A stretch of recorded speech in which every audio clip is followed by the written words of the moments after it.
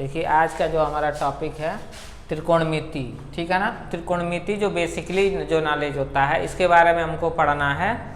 तो इसके लिए जो है कि पहले जो है कि इनका जो उपयोग होता है क्लास 10 पॉलिटेक्निक और जो है कि डीएलएड में भी इसके बारे में पूछे जाते हैं। इनका जो उपयोग है अधिकतर जो है मैथ में किया जाता है या साइंस का एक पार्ट माना जाता है, ठीक है ना। तो आइए जानते हैं त्रिकोणमिति में जो त्रिकोणमितियों का जो अनुपात होता है, रेशियो होता है, वह पहले क्या होता है।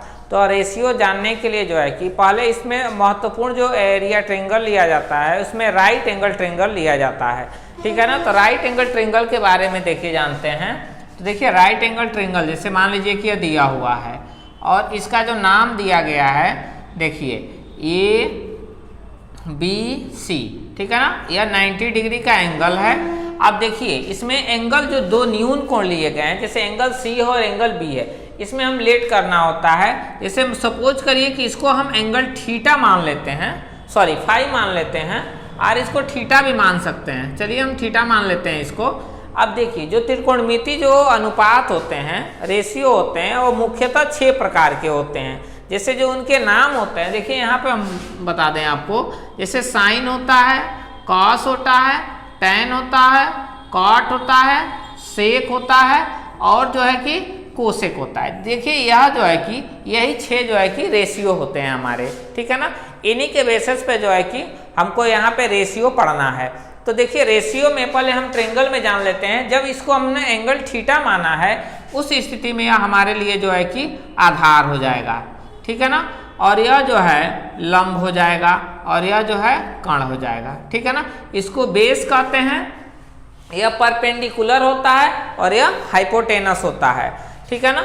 अब यहाँ पे देखिए इसमें होता क्या है कि जनरली इनके तीन या पार्ट होते हैं और इन पे जो है कि साइन, कॉस, टैन, कॉट, सेक और कोसेक के रेशियो हमको बताना होता है, ठीक है ना। तो आइए देखते हैं इसमें। जैसे मान लीजिए कि जैसे पहला होता है साइन थीटा, तो साइन थीटा इक्वल टू होता है लंब अपान कर्ण, ठीक है ना। लंब अपान कर्ण, ठीक है ना। तो देखिए लंब इसमें क्या है, AB है, तो हम यहाँ लिख सकते हैं AB अपान और कर्ण जो है इसमें AC है तो AC लिख सकते हैं। यह एंगल थीटा लिया गया। देखिए कभी कभी क्या होता है कि इस एंगल को ले लिया जाता है, इसको नहीं लिया जाता। तो जिस एंगल को हम लेते हैं, जैसे सपोज हमने इसको लिया तो यह हमारे लिए आधार हो गया। इसमें एंगल या यदि हम इसको A को ले लेते, यहाँ theta phi or angle A ही रहने देते, तो उस स्थिति में आधार हो जाता और ये लंब हो जाता और एक कर्ण हो जाता। लेकिन हमने इसको थीटा माना है तो यह आधार होगा और यह लंब होगा। तो ये देखिए साइन थीटा इक्वल टू जो है कि लंब बटे कर्ण, ठीक है ना। उसके बाद जो है कॉस थीटा इक्वल टू जो होता है वह होता है आधार बटे कर्ण होता है, ठीक है ना। देखिए यहाँ पे आधार जो बेस है हमारा वह BC है, तो BC बटे हम लिख सकते हैं कर्ण AC। उसके बाद होता है टैन थीटा, तो टैन थीटा जो है यह होता है लंब बटे आधार, ठीक है ना। लंब बटे आधार। देखिए यहाँ पे लंब हमारा क्या है, AB है, तो हम लिख सकते हैं इक्वल टू AB अपान आधार जो है BC है, ठीक है ना। उसी प्रकार जो है कॉट थीटा, तो कॉट थीटा का जो होता है यह होता है, जैसे मान लीजिए कि यह इसका उल्टा होता है टैन का, तो यह हो जाता है आधार अपान लंब बराबर। देखिए तो यह इसका उल्टा होता है तो हम इसको लिख सकते हैं BC अपान AB, ठीक है ना। उसी तरह से देखिए यहाँ पे जो है कि कॉस दिया गया है, तो कॉस का उल्टा सेक होता है, तो सेक का हम लिख सकते हैं कर्ण अपान आधार। देखिए तो कर्ण अपान आधार, तो देखिए यह उल्टा हो जाएगा, यह इक्वल टू हम लिख सकते हैं AC अपान BC। उसके बाद साइन का उल्टा जो होता है वह कोसेक होता है, कोसेक, सॉरी ये देखिए थीटा होगा, तो कोसेक थीटा इक्वल टू जो है कि यह साइन का होता है तो यह हो जाएगा कर्ण अपान लंब, ठीक है ना। और इसको हम लिख सकते हैं AC अपान AB। तो देखिए यही जो रेशियो होता है राइट एंगल ट्रायंगल में, यह 6 त्रिकोणमिति जो अनुपात होते हैं इनका संबंध जो है कि राइट एंगल ट्रायंगल में इसी प्रकार का होता है। उसके बाद जो है कि इनके जो है कि आपसी रिलेशन होते हैं। जैसे आपसी रिलेशन का मतलब जैसे साइन का कास में या टैन में किसका कैसे रिलेशन होता है, तो आइए उसके बारे में जानते हैं, जैसे इसका कैसे क्या रिलेशन होता है। अब देखिए जो अगला इनका आपसी रिलेशन होता है, जैसे होता है साइन, यदि एंगल हम थीटा लेते हैं तो साइन थीटा इक्वल टू 1 होता है कोसेक थीटा, ठीक है ना। उसके बाद जो है कि कॉस थीटा इक्वल टू होता है 1 सेक थीटा, और उसके बाद टेन थीटा इक्वल टू होता है 1 कॉट थीटा। देखिए यह इनका आपस में यह संबंध होता है। इसके अलावा जो है जैसे साइन टेन थीटा का जो है कि संबंध साइन और कास में भी होता है, तो आर देखिए इसको हम लिख सकते हैं tan theta equal to sine theta upon cos theta. देखिए आपसी रिलेशन भी इसका है इस तरह से साइन और कास में। तो कभी कभी पूछ देता है कि टेन थीटा का मान या साइन और कास के संबंध में बताइए, तो टेन थीटा इक्वल टू होता है sign theta upon cos theta. इसी का जो है कि एंटी हो जाता है कॉट थीटा, तो कॉट थीटा इक्वल टू हो जाता है हमारा cos theta upon sine theta. तो देखिए इनका आपसी संबंध होता है, ठीक है ना। उसके बाद जो है कि इनका संबंध हो गए, उसके बाद इनके जो है कि जो सर्वसमीकाएं होती हैं, देखिए जो है कि अब जो जैसे मान लीजिए कि त्रिकोणमिति जो सर्वसमीकाएं हैं इसके बारे में हमको पढ़ना है। तो जैसे इसमें 3 त्रिकोणमिति जो मुख्य सर्वसमीकाएं इसके बारे में बताया जाएगा, और इनके जो प्रूफ जो होते हैं उसको जो है कि कैसे इनके सर्वसमीकाओं को प्रूफ किया जाता है इसके बारे में जैसे जान लेते हैं। जैसे इसके पहले हमको पाइथागोरस प्रमेय पता होना चाहिए। तो देखिए पाइथागोरस प्रमेय हमेशा जो है कि राइट एंगल ट्रायंगल में लगाया जाता है। जैसे राइट एंगल ट्रायंगल का मतलब यह कह लेते हैं समकोण त्रिभुज। तो देखिए हमने समकोण त्रिभुज एक ऑलरेडी बनाया हुआ है, इसमें एंगल हमने थीटा इसको माना है, यह आधार है, लंब है और यह कर्ण है, ठीक है ना। इसमें हम पाइथागोरस प्रमेय लगाते हैं, पाइथागोरस प्रमेय, ठीक है ना। तो पाइथागोरस प्रमेय आप लोगों को बताया गया होगा। जैसे पाइथागोरस प्रमेय क्या होता है, राइट एंगल ट्रायंगल में होता है कर्ण का वर्ग इक्वल टू आधार का वर्ग प्लस लंब का वर्ग, ठीक है ना। आधार का वर्ग प्लस लंब का वर्ग। अब देखिए इसमें कर्ण क्या है, हमारा AC है, तो हम लिख सकते हैं AC का स्क्वायर इक्वल टू, ठीक है ना। AC का स्क्वायर इक्वल टू जो है कि हम आधार हमारा BC है, देखिए BC अपान जो है कि हाँ चले जाए, यह BC का स्क्वायर प्लस लंब जो है हमारा AB है, ठीक है ना, AB का स्क्वायर। अब जो क्या करेंगे, जो ये हमने पाइथागोरस प्रमेय लिखा है इसको हम जो है AC स्क्वायर से दोनों साइड में भाग दे देंगे, डिवाइड कर देंगे। यहाँ आसानी से लिख सकते हैं दोनों तरफ AC स्क्वायर से भाग देने पर, AC स्क्वायर से भाग देंगे तो यह हो जाएगा AC बाई AC का square equal to BC by AC का square plus AB upon AC का स्क्वायर। देखिए ये जनरली ये कैंसिल हो जाएगा तो यह 1 का स्क्वायर हो जाएगा, ठीक है ना। अब देखिए यहाँ पे जो यह BC है वह आधार है और AC जो है कर्ण है।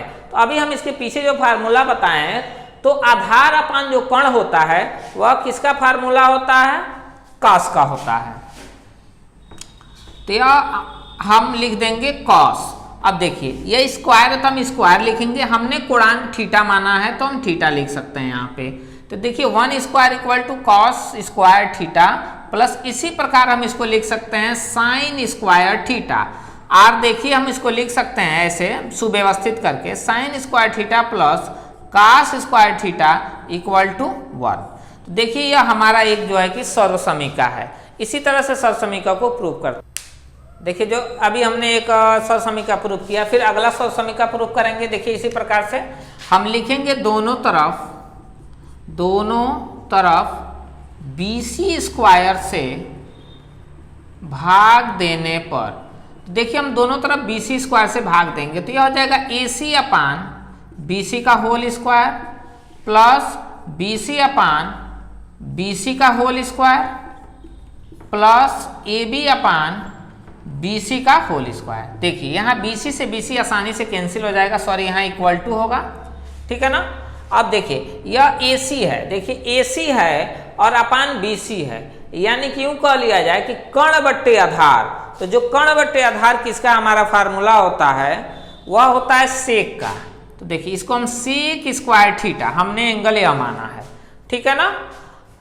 और जो है कि इक्वल टू, ये देखिए ये कैंसिल होकर 1 का स्क्वायर, ठीक है, प्लस ये देखिए ए बी है, तो ए बी जो है कि हमारा लंब है और बी सी जो है कर्ण है। तो लंब अपान कर्ण जो होता है, तो देखिए यह जो है कि tan का होता है, तो tan स्क्वायर थीटा। देखिए आर इसको हम व्यवस्थित ऐसे भी लिख सकते हैं कि sec square theta equal to 1 plus tan square theta. देखिए यह भी हमारा एक क्या है, सर्वसमीका है। तो देखिए इस सर्वसमीका को भी हमने आसानी से प्रूफ कर दिया है, ठीक है। देखिए जैसे हमने सर्वसमीकाओं को प्रूफ किया है, उसी प्रकार इसी जो है कि आसानी से हमने ABC स्क्वायर से भाग दे करके सेम उसी प्रोसेस पे लगा करके इसको जो है कि हमने सॉल्व किया है, ठीक है ना। तो जो है कि यह आसानी से जो है कि cosec square theta equal to cot square theta plus 1, जैसे इसमें आप लोगों को इसलिए बताया गया है ताकि वीडियो को जो है कि शॉर्टेज बनाया जाए, लंबा समय न लगे, ठीक है ना।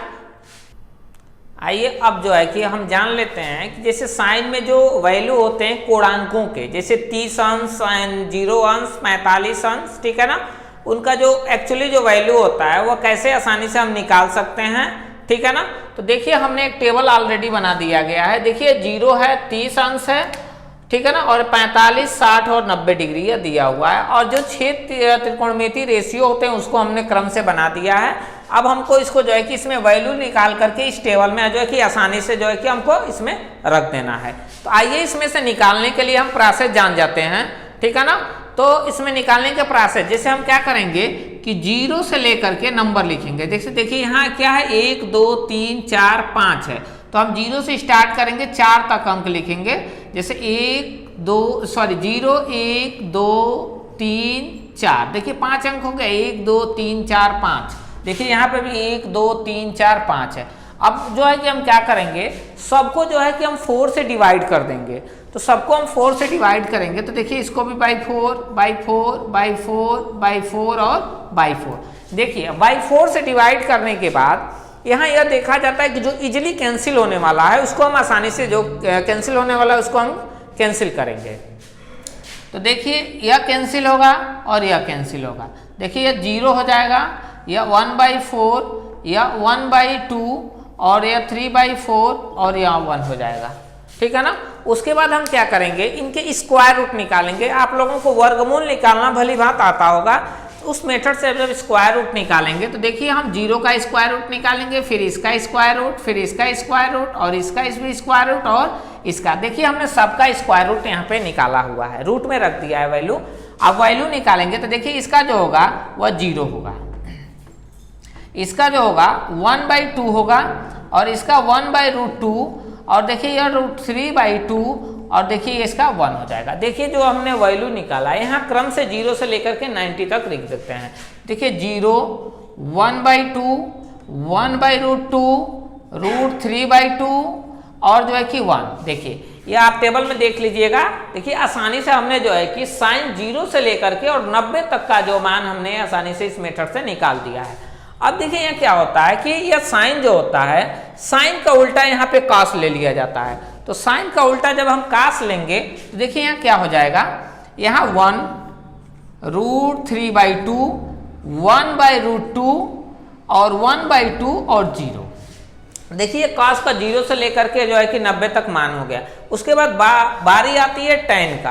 तो tan का कैसे निकाला जाता है, अभी हम एक फार्मूला बताए हैं कि tan थीटा इक्वल टू होता क्या है, sign theta upon cos theta, ठीक है ना। तो sign theta upon cos, suppose हमको जो है कि tan 0 अंश का मान निकालना है, तो tan 0 अंश का निकालना है तो हम थीटा का स्थान पे 0 डिग्री आर हम लिख सकते हैं साइन 0 अंश अपान कॉस 0 अंश। देखिए साइन 0 का वैल्यू 0 और cos 0 का वैल्यू 1, आर हम लिख सकते हैं 0/1 और 0/1 का जो वैल्यू होता है हमेशा 0 होता है, आर हम tan 0 अंश का मान 0 लिखेंगे। ठीक इसी प्रकार हम tan 30 का यदि मान लिखेंगे तो यह हो जाएगा हमारा tan 30 का मान 1/√3, फिर इसका जो है 1 और इसका यदि हम कैलकुलेट करें तो यह हो जाएगा √3। अब देखिए यहाँ बात आ जाता है 0/1 का मान। जैसे इसको इस बेसिस पे सॉल्व करेंगे तो 1/0 होगा, तो 1/0 का मान होता है अपरिभाषित होता है, अपरिभाषित होता है, यानी कि इसको इन्फिनेटिव से ऐसे हम दर्शा सकते हैं, ठीक है ना। उसके बाद जो है कि जो कॉट होता है वह tan का एंटी होता है, उल्टा। देखिए यहाँ जी इन्फिनेटिव, फिर √3, ठीक है ना, फिर 1/√3, ठीक है ना, और जो है कि यह 0 हो गया। अब आइए हम जानते हैं सेक के बारे में। तो सेक जो होता है, अभी हम फार्मूला बताए हैं कि होता क्या है, sec theta equal to 1/cos theta होता है। तो देखिए हम इसका एंटी करते हैं यहाँ से, जैसे मान लीजिए कि सेक 0,1, तो देखिए ये सेक का मान निकालने के लिए इस फार्मूले से हम निकाल सकते हैं। तो देखिए सपोज करिए हमको सेक 0 का मान चाहिए, तो 1/cos 0 लिखेंगे, और cos 0 का मान जो है कि ऑलरेडी 1 है, तो 1/1 का मान 1 हो जाएगा। इसी प्रकार जो है कि इसका उल्टा जो होता है वह 2/√3, या इसको एंटी भी कह सकते हैं। इसका देखिए यहाँ पे √2 और इसका जो है 2, और देखिए 0/1 का मान 0 होता है, यानी इसका हर हम एक मान सकते हैं। इसका एंटी करेंगे तो यह इन्फिनिटी हो जाएगा हमारे लिए। और जो कोसेक जो होता है वह सेक का एंटी होता है, और साइन का भी एंटी होता है। तो सेम इसी प्रोसेस पे हम लिख सकते हैं। देखिए यहाँ पे इन्फिनिटिव, फिर जो है कि 2√2, 2/√3, ठीक है ना, और जो है कि 1, ठीक है ना। तो देखिए इस प्रकार से जो है कि हम जो 6 त्रिकोणमितीय अनुपात होते हैं उनका जो है कि 0 से लेकर के 90 डिग्री का मान जो है कि आसानी से निकाल सकते हैं। इसके आगे भी बहुत से सारे फार्मूले हैं जो आपको नेक्स्ट वीडियो में बता दिए जाएंगे कि कैसे इनको सॉल्व किया जाता है।